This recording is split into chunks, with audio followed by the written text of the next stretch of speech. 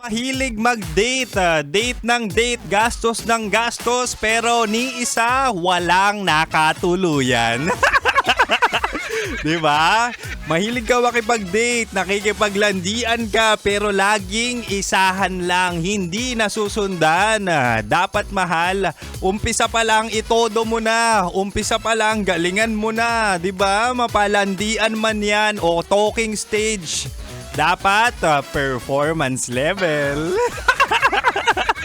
Diba? Dapat kapag ginalingan mo at yung best performance mo, ikaw ang magiging pamantayan ng mga nakalandian niya.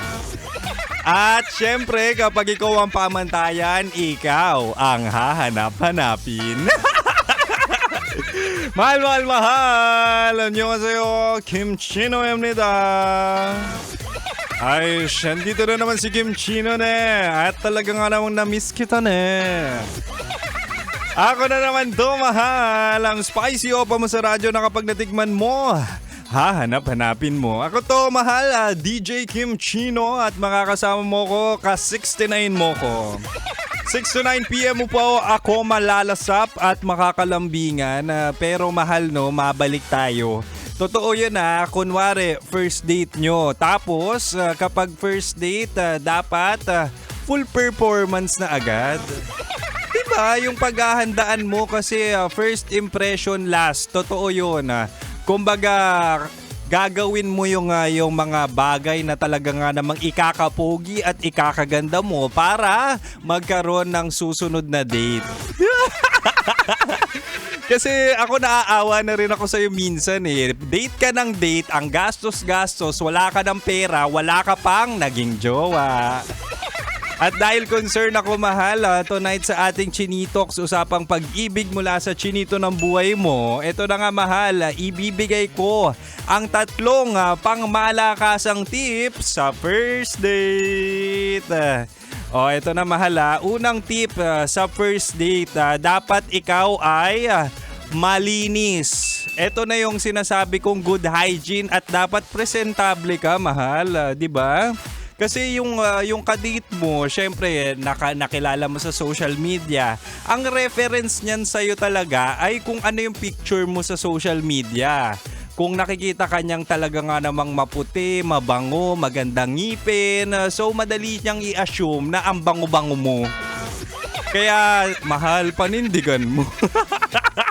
Panindigan mo yung basic na paglilinis ng sarili, sipilyo, magkuko, 'di ba? Kasi kung maganda o gwapo ka pero amoy digmaan ka. Naku mahal, hindi talaga masusundan yung date nyo. Kasi kapag ni-reject ng ilong ng kadate mo yung amoy mo, ay talaga nga namang busted o try again ka talaga. Diba? Ayan yung mahalaga eh. Also, ito mahalaga din to. Ewan ko bakit pinagtatawanan nila yung paggamit ng tawas or deodorant. Ako si Kim Chino, personally, kung may makadate ako na amoy tawas, okay lang. Actually, na-attract nga ako dun.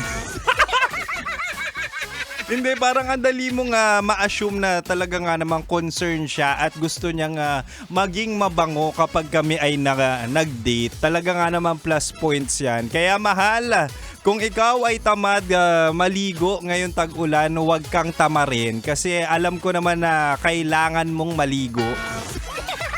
Hindi, basic necessity rin yan and basic requirement sa self-love. Kaya kung mahal mo sarili mo, kung mahal mo yung katabi mo, maligo.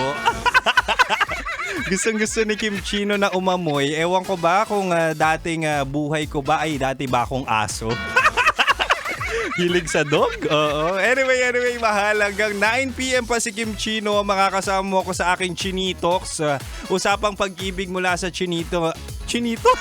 Chinito ng buhay mo. Huwag ka mag-alala, mahal. Meron pa akong 2 tips sa first date. Kaya manatiling nakatutok dito lang sa 90.7 Love Radio. Kailangan pa bang i-memorize yan? Basic.